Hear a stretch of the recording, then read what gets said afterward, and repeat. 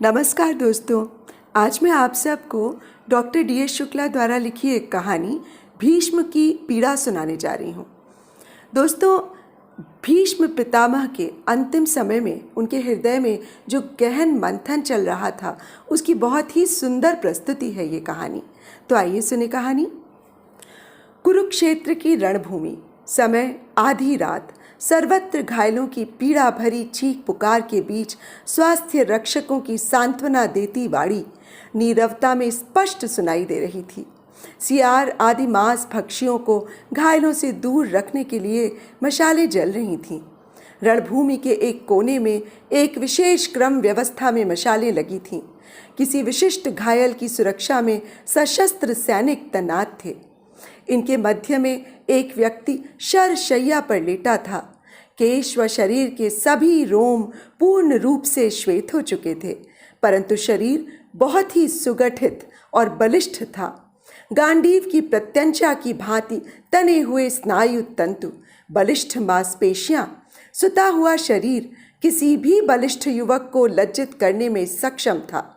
शरशैया पर लेटा व्यक्ति था महावीर भीष्म। काफी रक्त निकल जाने व ज्वर की वजह से भीष्म को तंद्रा आई थी कि एक बहुत ही परिचित आवाज सुनाई दी। देवव्रत, सो रहे हो? देवव्रत? इस काल में जब सभी उसे पितामह, आर्यश्रेष्ठ या वीरवर कहकर संबोधित करते हैं, ये मुझे देवव्रत संबोधित करने वाला कौन? भीष्म आश्चर्य में थे। देवव्रत, मुझे सुन रहे हो? भीष्म ने आंखें बंद किए हुए पूछा। कौन? आवाज ने फिर पूछा। बहुत पीड़ा हो रही है? अब भीष्म जागृत हो गए थे। प्रश्न सुनकर उन्हें हंसी आ गई। आवाज में कौतूहल था। क्या हुआ? भीष्म ने उत्तर दिया, जिसने अपने इतने लंबे जीवन में पीड़ा ही पीड़ा भोगी हो, उसे ये कष्ट पीड़ित नहीं कर सकता। क्या कहते हो? स्वर्ग के 8वें वसु, देवी गंगा और महाराज शांतनु का पुत्र, वर्तमान का अकेला चंद्रवंशी कौरव, हस्तिनापुर का भाग्य विधाता और जीवन की पीड़ा? भीष्म: हाँ, ये सत्य है। क्या तुम्हें धृतराष्ट्र का अंधत्व, पांडु का रोग, द्रौपदी का अपमान या कपट द्यूत पीड़ित नहीं करते? नहीं, ये सब तो मानसिक वेदनाएं थीं, जिन्हें विधाता की नियति मानकर सकारात्मक विचारों से मन को समझा लिया। मेरा जीवन केवल किशोरावस्था में ही उत्फुल्ल रहा। युवा होते ही पिता का माता सत्यवती के लिए आकर्षण, पुत्र का कर्तव्य पालन करते हुए पिता से इच्छा मृत्यु का वरदान पाना, इसके साथ ही जन्म में पहली बार मातृ प्रेम की आशा जागी। ममता मिली भी, परंतु क्षणिक। पिता की अचानक मृत्यु, छोटे भाई चित्रांगत, विचित्र वीर्य और सूने हस्तिनापुर के सिंहासन ने सब कुछ बदल दिया। माँ का मुझसे राज्याभिषेक का आग्रह, जिसमें भय मिश्रित लाचारी परिलक्षित हो रही थी, शायद इसलिए कि तब तक मुझे आर्यावर्त का सर्वश्रेष्ठ वीर माना जाने लगा था।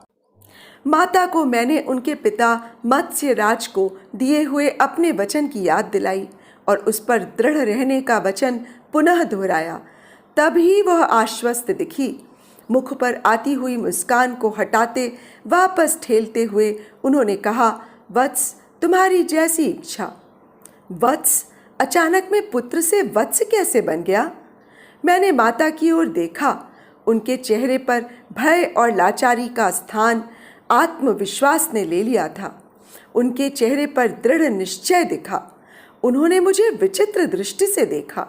उस दृष्टि में शायद तिरस्कार का भाव था व ममता का पूर्ण अभाव था। इसी क्षण मेरा परिचय पीड़ा और वेदना से हुआ, जो कि उम्र के साथ प्रगाढ़ होता गया। मैं माता की हर इच्छा पूरी करने की कोशिश करता।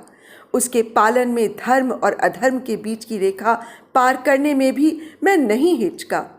पर जब उनकी आज्ञा पालन कर उपस्थित होता था, तो मन में उनके विश्वास और आशीर्वाद की कामना होती। परंतु वह चित्रांगत और विचित्र वीर्य का हाथ पकड़ महल में चली जाती। जाते समय मुझ पर दृष्टिपात करती। उसमें विद्रूप तिरस्कार होता।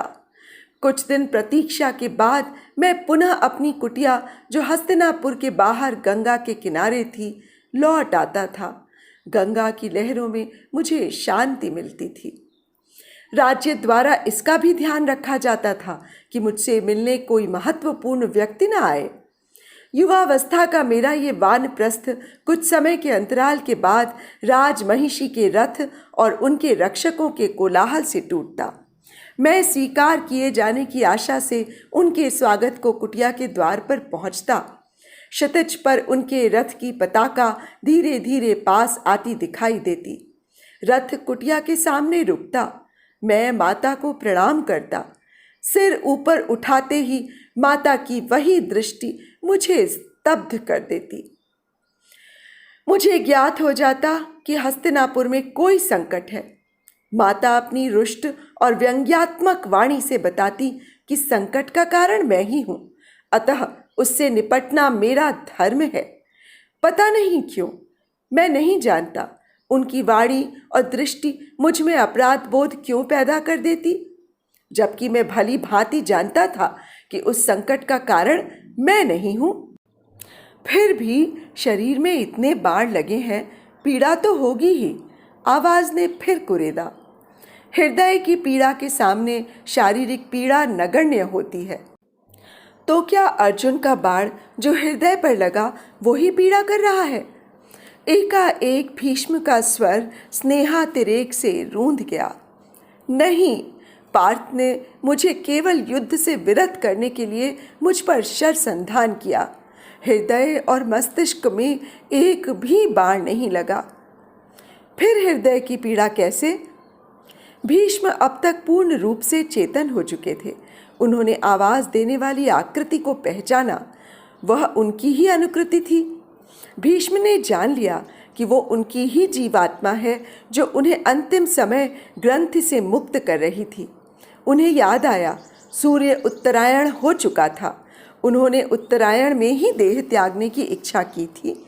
उनका अंत समय आ गया था। तब भी तुम उसे सव्यसाची और सर्वश्रेष्ठ मनुष्य कहते हो? हाँ, वह तो है ही।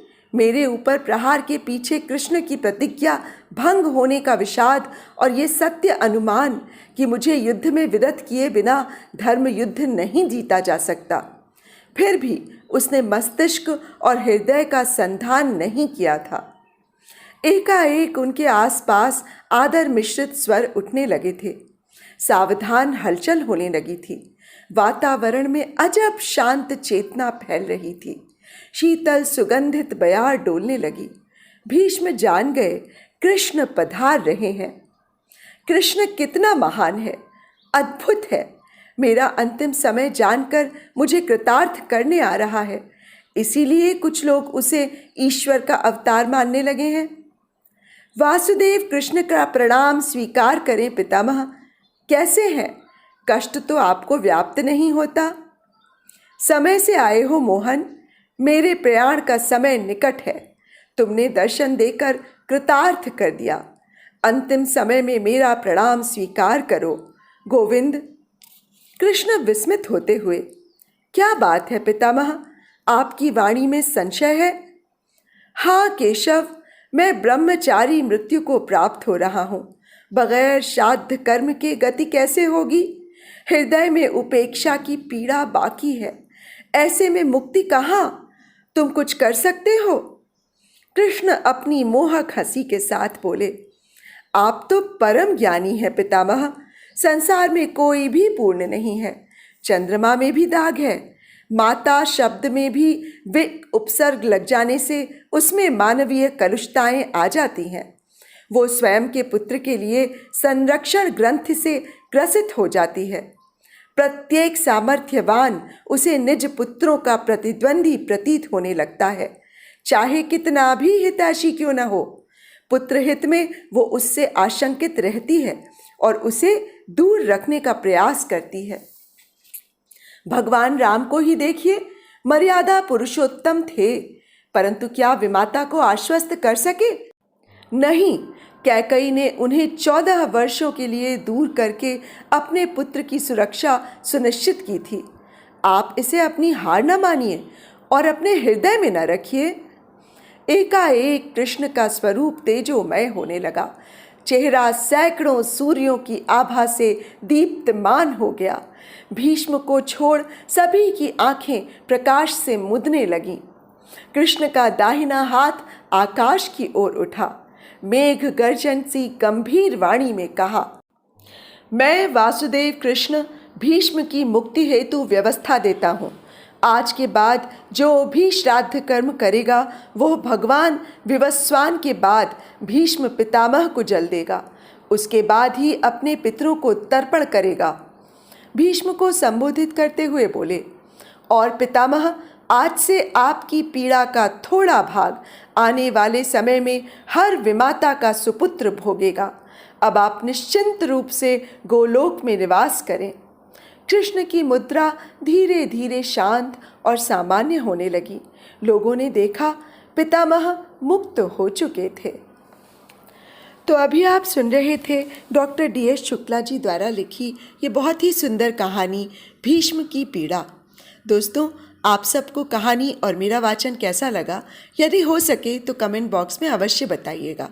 और यदि आपने मेरा ये चैनल आइए सुने कहानी अभी तक सब्सक्राइब नहीं किया है और यदि आपको मेरा वाचन पसंद आता है तो कृपया मेरे इस चैनल को सब्सक्राइब कर लें और मेरी कहानियों को लाइक और शेयर भी कर लीजिएगा।